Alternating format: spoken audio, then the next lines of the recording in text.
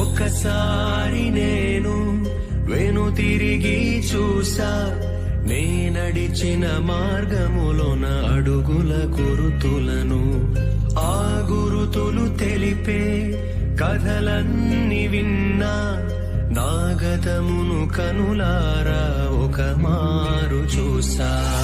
ఎన్నో దీవెనలు, ఆశ్చర్య కార్యములు, ఎన్నో అనుభూతులు, ఆనంద స్మృతులు, నన్ను కన్న తల్లిదండ్రుల ప్రేమ అనురాగం, నాతో బొట్టును నాలో నింపిన వాత్సల్యం, సుమధుర అనుభవము వర్ణాలమయము, నా భాగస్వామితో పయనించే సమయము.